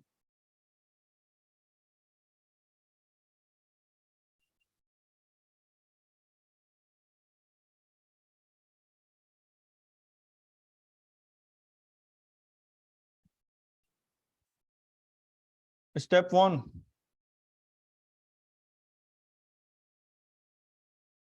एक्स क्यूब और वाई क्यूब के कोएफिशिएंट कांस्टेंट हैं। No asymptote parallel. वाई की डिग्री 3 है, -2y3। No asymptote parallel to the axis of x and y। क्यों? क्योंकि दोनों के कोएफिशिएंट कांस्टेंट है। अब बिल्कुल डिटेल में मत लिखो, वो घर पे करना। तुम लोग स्पीड में करके बताओ स्टेप 2 में क्या लिखा। बताओ 3 डिग्री टर्म कहां तक देख पा रहे हो? हाईएस्ट डिग्री टर्म यहां तक, π3m। नहीं, xy² तक नहीं, -2y3 है। बताओ क्या आएगा? 1 + 2m - m² - m3। पहले की तरह हो गया थोड़ा। क्या आएगा? इसको 0 के बराबर लिखोगे अगले स्टेप में 1 + 2m, और इसमें कॉमन क्या है m², तो 1 + 2m,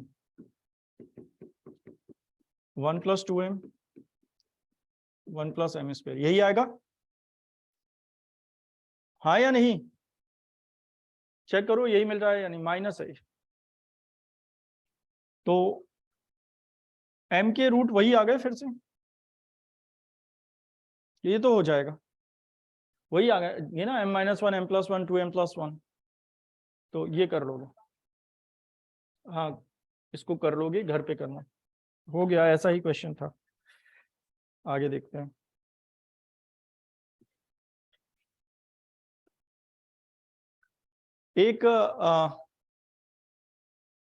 एक ऐसा क्वेश्चन करेंगे हम जिसमें डेफिनेटली इनडिटर्मिनेट आएगा, 0/0 आएगा। बताओ किसी के पास वो क्वेश्चन है अगर 0/0? बुक में देखो अगर हो तो, तुम लोग को करा चुके हैं क्योंकि कुछ लोग। कॉपी में देख लो, कॉपी में भी लगे होंगे कुछ लोग को अगर पढ़ा हुआ। एक क्वेश्चन बताने के बाद फिर कर पाओगे। क्या प्रॉब्लम आएगी, कैसे आएगी वो? m की वैल्यू कभी अगर ऐसी m, ऐसा क्वेश्चन बताओ जिसमें m की 2 वैल्यू रिपीट हो जाएं, 2 या 3 रिपीट हो जाए, है 2 वैल्यू रिपीट हो जाए। क्वेश्चन बोलो, क्वेश्चन बोलो। इसमें है, नंबर है उसका, बुक से किया, x³ - 5x² और ठीक है लिख लेते हैं। अब हम एक क्वेश्चन और बता रहे हैं, इसके बाद घर पे करके लाना तुम लोग सारे क्वेश्चंस। ऐप पे मिल जाएगा, पहले क्वेश्चन कर लेना, प्रिंट भी दे देंगे। प्रिंट चाहिए तुम लोग को तो अभी निकलवा देते हैं। अभी चाहिए? देख लें कितने क्वेश्चन है। ठीक है, ये क्वेश्चन करा के निकाल देते हैं, अभी तो टाइम है थोड़ा। कर लोगे इतने क्वेश्चन?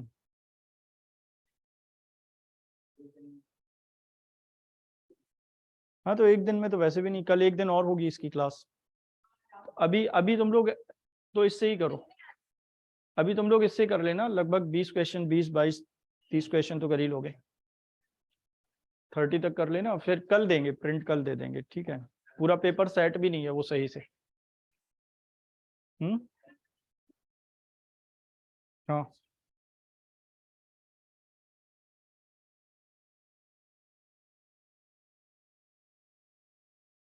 वो लिख लो, क्वेश्चन नंबर 16।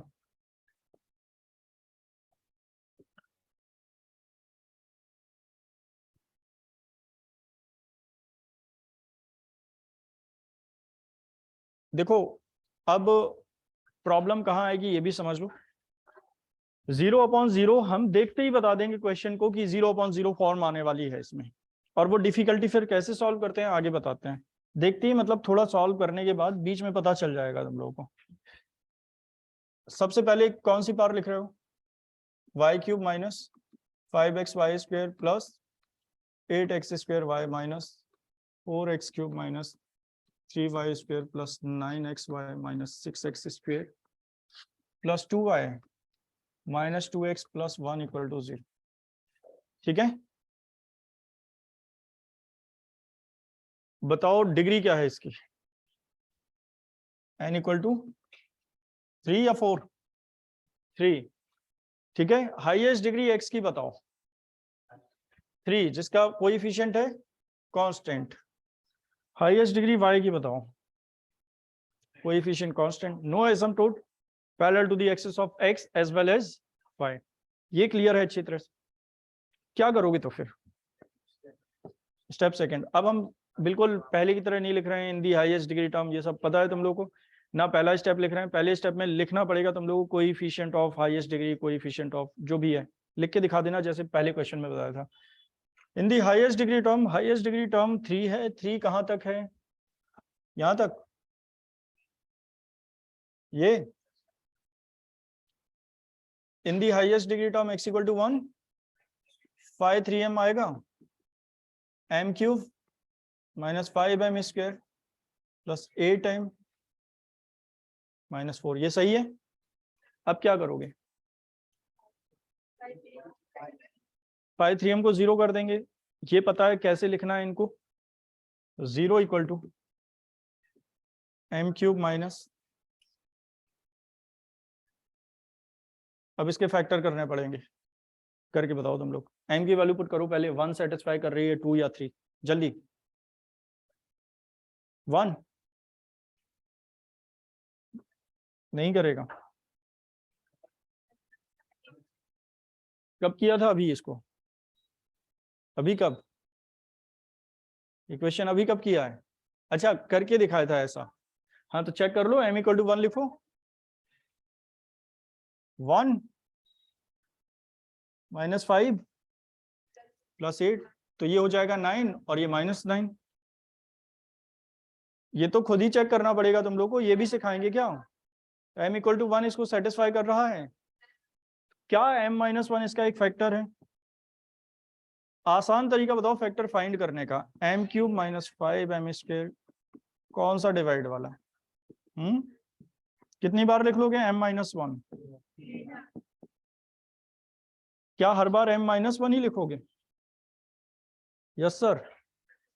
जब m माइनस 1 एक फैक्टर होगा तब लिखोगे। सपोज m इक्वल टू 2 पर सेटिस्फाई हो रहा होता तो m माइनस 2 लिखते। तो अब क्या करोगे? पहला टर्म क्या, रिक्वायरमेंट बताओ, पहला टर्म क्या है? m cube. और m क्यूब कैसे आएगा? m स्क्वायर का मल्टीप्लाई करने के बाद ये माइनस m स्क्वायर हो जाएगा।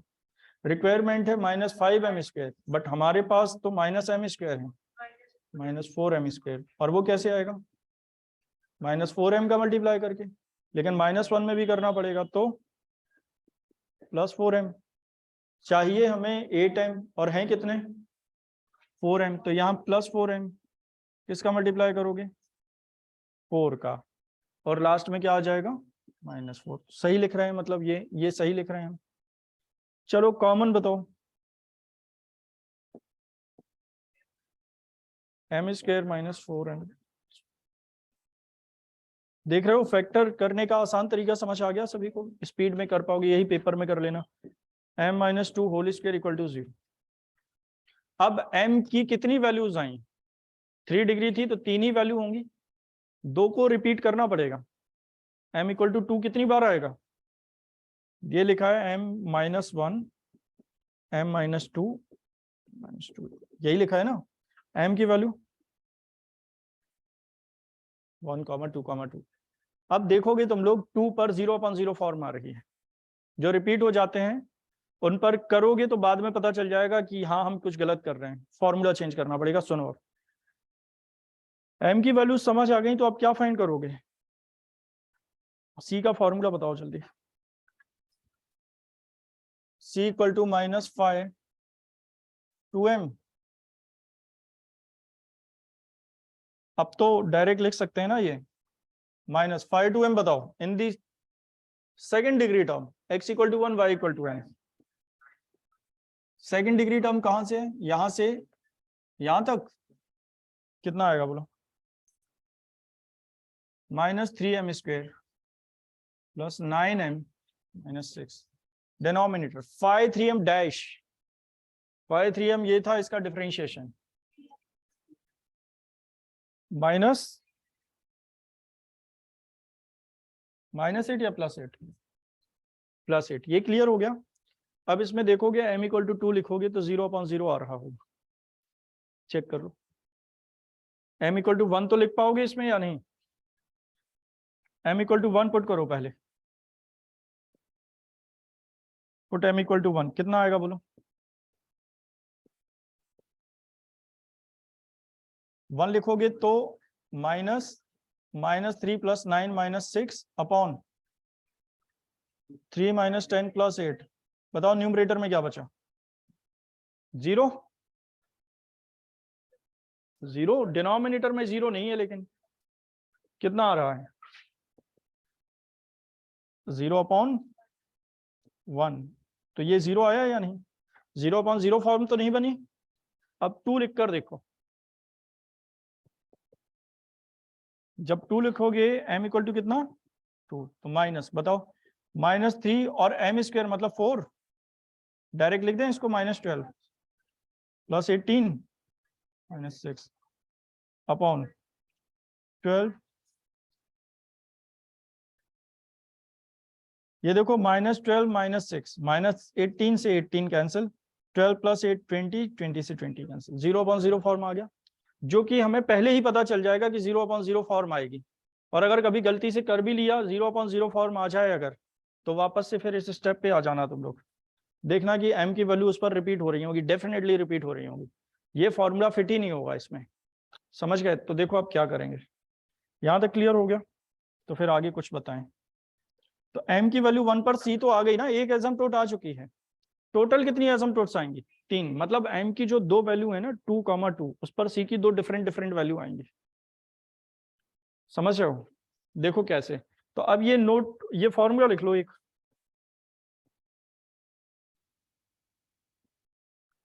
चलो सबसे पहले बताओ c का फॉर्मूला अभी क्या जानते हैं?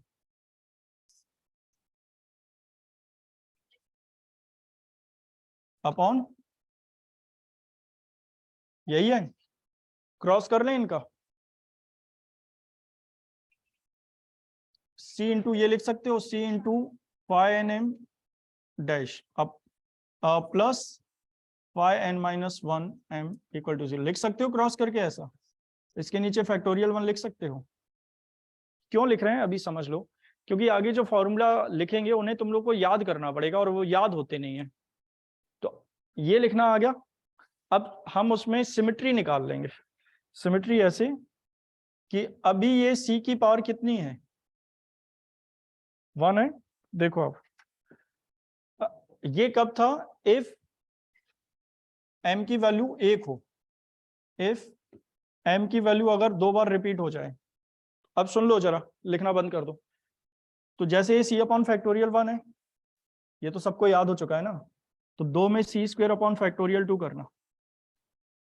ये φnm का डैश है, यहां क्या आ जाएगा? Double dash. ठीक है, ये लिखना आ गया। अब पूरा फॉर्मूला खुद से लिख पाओगे, देखो कैसे।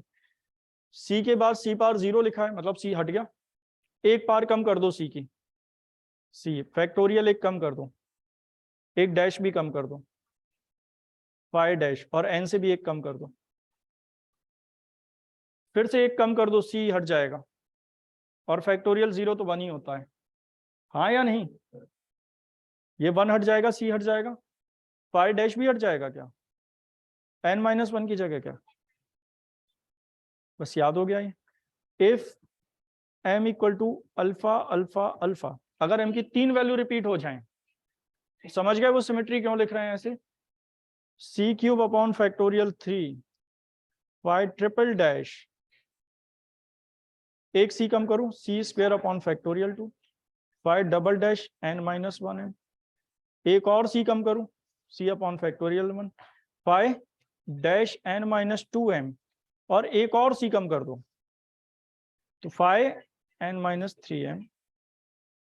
4 के लिए भी कर पाओगे, अब वैसे 4 आएंगे ही नहीं, और अगर 4 आ भी जाएंगे तो तुम लोग फैक्टर नहीं कर पाओगे, सेम चारों रूट बराबर हैं, तो वो शायद ही फैक्टर कर पाओ तुम लोग, तो वैसा नहीं आएगा, केवल 3 तक आ सकते हैं। तो कौन सा फॉर्मूला लगाओगे? यहां कौन सा फॉर्मूला लगाएंगे? फॉर m इक्वल टू 2,2, 2,2 का मतलब रिपीट हो गए हैं ये। हाँ, क्या फॉर्मूला लगाओगे? c²/(2) phi double dash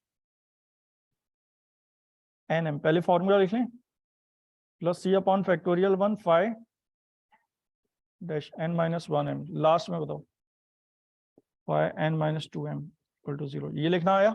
n के प्लेस पर क्या लिख दोगे? समझ नहीं पाए हो ये?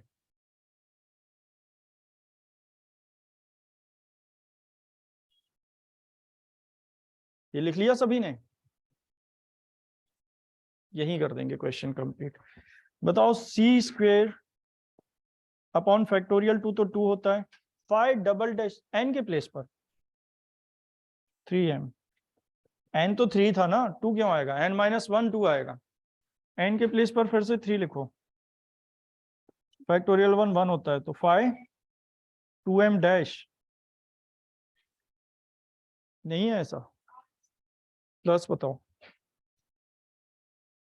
5 1m बचेगा, n की जगह 3 लिखोगे। अब ये अलग से लिख के नहीं दिखा रहे हैं हम, अब तो निकालना आ गया ना सभी को। 5 1m का मतलब क्या है, 1 डिग्री टर्म में, 5 2m का मतलब 2 डिग्री टर्म में, लेकिन क्योंकि डिफरेंशिएट भी करना है तो अगर डायरेक्ट कर पाओ तुम लोग तो ज्यादा अच्छा है, लेकिन लिख लेते हैं वरना। बताओ सबसे पहले 5 3m double dash, 5 3m double dash, देखो यहाँ 5 3m का डैश फाइंड किया था हमने, तो 2 बार करेंगे तो 6m माइनस 10, 5 2m डैश बताओ, 5 2m डैश, पहले 5 2m निकालना पड़ेगा, चलो निकाल लेते हैं दोबारा। 5 2m बताओ, 5 2m in the second degree term, minus 3m square plus 9 minus 6, 9m minus 6। अगला बताओ इसका derivative, 5 2m dash 6m plus 9, last 5 1m बताओ, 5 1m in the 1 degree term x equal to 1 y equal to m। 1 degree term यहां तक है क्या, नहीं यहां तक है, 1 का मतलब डिग्री 0 हो गई, कांस्टेंट का मतलब डिग्री 0, तो 2m माइनस 2 क्या लिखोगे हम, क्लियर हो गया ये। बताओ वैल्यू पुट कर रहे हैं, c square upon 2, 5 double dash 3m 6m minus 10 plus c 5 dash 2m 5 1m, ये क्लियर, ये नोट कर लिया ये वाला, ये करना है, ये m की वैल्यू तक तो पहुंच ही जाओगे, नोट करो या फिर जल्दी।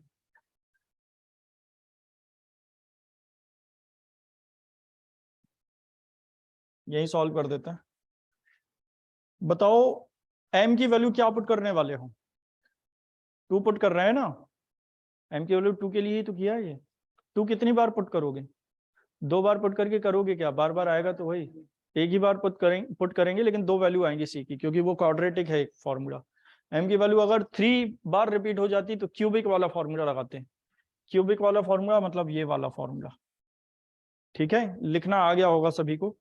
बताओ क्या पुट कर रहे हो, m इक्वल टू 2 ऊपर लिख चुके हैं, m equal to 2, C square upon 2, बताओ m की जगह 2 लिखा, 12 माइनस 10 प्लस सी भी था, प्लस सी, और ब्रैकेट में वैल्यू पुट करो जरा, m की जगह 2 माइनस 12 प्लस 9 प्लस m की जगह क्या लिख रहे हो, m के प्लेस पर 4 माइनस 2 इक्वल टू 0, ये 2 से 2 कैंसिल हो जाएगा, c square minus 3c plus 2 equal to 0, इसके फैक्टर हो जाएंगे, c square minus 2c minus c plus 2 equal to 0, c common c minus 2 minus 1 common c minus 2 equal to 0, c minus 1 c minus 2 equal to 0, c equal to 1,2। ये clear हो गया, मतलब m की value जब plus minus 2 लिखोगे, sorry m की value जब 2 लिखोगे एक बार, तो c की वैल्यू एक बार क्या लिखोगे 1, और m की वैल्यू फिर से जब 2 लिखोगे तो c की वैल्यू 2 लिखोगे, सीधे सीधे लिख देना, जब m की वैल्यू 2 लिखो तो c की वैल्यू प्लस माइनस में करके, सॉरी अलग अलग ही करना पड़ेगा, प्लस माइनस नहीं है ये, तो कैसे करें, लास्ट स्टेप में क्या लिखोगे,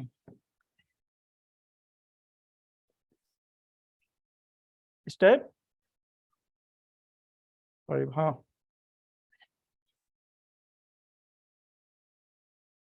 रिक्वायर्ड एसिम्पटोट्स क्या होंगी? y equal to mx plus c. पहले वैल्यू बताओ क्या लिखना है? m इक्वल टू 1 लिखा था तो c इक्वल टू क्या आया था? 0। तो y इक्वल टू x आएगा प्लस 0, मतलब x minus y equal to 0। अब m की वैल्यू जब 2 पुट कर रहे हो तो c 1 है, और m की वैल्यू जब 2 पुट करोगे तो c 2 भी है। m की एक वैल्यू पर दो वैल्यू निकाली हमने, इसीलिए क्वाड्रेटिक लगाया। एक वाला फॉर्मूला लगाओगे इनडिटर्मिनेट ही आएगा। कभी अगर गलती से हो भी जाए ऐसा कि हम नहीं याद आ रहा है तो यहाँ इनडिटर्मिनेट आ जाएगा, वहां से समझ जाओगे तुम लोग ये फॉर्मूला फिट नहीं होगा, फॉर्मूला गलत लगा लिया है हमने। बताओ y इक्वल टू क्या लिखोगे? 2x प्लस 1, तो 2x minus y plus 1 equal to 0। y equal to 2x plus 2, 2x minus y plus 2 equal to 0। समझ आ गया होगा शायद। रिक्वायर्ड एसिम्पटोट्स ये हैं, नोट कर लो। और देख रहे होगे बहुत मुश्किल नहीं है ये। अब ज्यादा से ज्यादा क्या होगा, m की 3 वैल्यू रिपीट हो जाएंगी, तो वो फॉर्मूला आके m की उस वैल्यू पर 3c की वैल्यू निकाल लेंगे हम। समझ आ गया इतना? नोट करना है तो नोट कर लो, फिर नया बताते हैं कुछ। करो जल्दी करो नोट।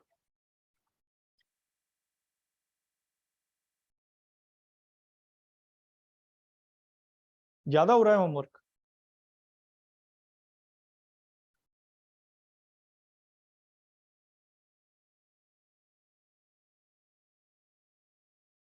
थोड़ा सिंसियर हो जाओ। फाइनल ईयर में आते आते बच्चे समझदार क्यों बन जाते? पहले उल्टा होता था, पहले फर्स्ट ईयर वाले बच्चे समझदार होते थे थोड़े।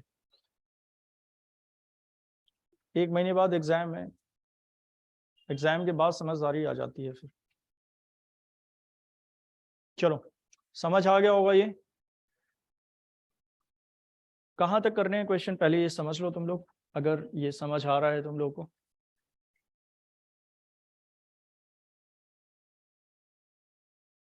देखो ये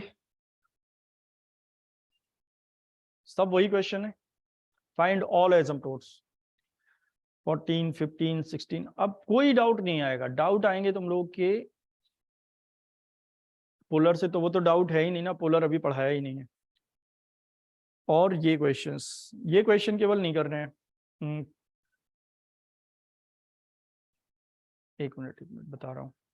क्वेश्चन नंबर 32 के बाद नहीं करने हैं, 32 के बाद नहीं करना है, 32 के पहले सारे करने हैं। 32 भी नहीं करना है, 31 तक या 30 तक सारे करके लाओ तुम लोग। कल 32 से ये आगे बताएंगे, या अगर समझ पा रहे हो तो इन क्वेश्चंस में कुछ हम बता दें, ज्यादा हो जाएगा क्वेश्चन। तो कल फिर ये बताएंगे 5 क्वेश्चन है केवल ऐसे, जिसमें से 2 बता देंगे, बाकी 3 खुद कर लोगे। और पोलर फॉर्म का छोटा पार्ट है, पोलर फॉर्म इतना बड़ा पार्ट नहीं है। और उसके बाद अगर टाइम रह जाएगा, तो अगर टाइम एक्स्ट्रा रहेगा तो चाहो तो वो भी करा देंगे। सीक्वेंस एंड सीरीज नहीं, पोलर फॉर्म का चाहो तो एनवलप करा देंगे 2 क्वेश्चन। कल संडे वही है टाइम, पिछला वाला। अच्छा पहले 10:30 था, इस बार 11:30 है। 11:30 ही है।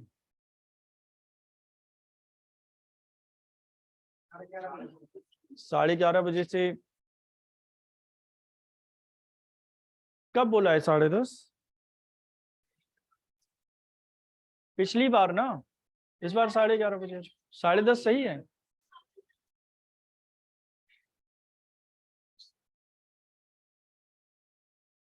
तो उस कोचिंग से मिला के थोड़ी ना चलेंगे हम, मतलब तुम्हारी कोचिंग है, बाकी बहुत सारे। तो मुझे कैसे पता चलेगा कि कोचिंग है तुम्हारी? वही मुझे कैसे पता चलेगा? टाइम तो दे चुके हैं ना। अब इस बार एडजस्ट करो, अगली बार देखेंगे। 10:30 बजे आना है, वो 11:30 बजे, 11:30 बजे आना है। तुम लोग का बैच वही 2 घंटे का बैच रहेगा कल का।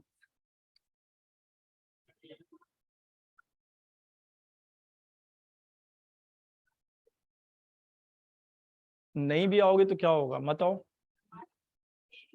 बच्चों को फोर्स नहीं करते हैं हम, टाइम हम तो 2 घंटे दे रहे हैं, जैसे आना हो आए, नहीं आना है मत आए। चलो जा सकते हो। 11:30 से 1:30। हमेशा नहीं, 1-2 संडे को और आना पड़ेगा बस।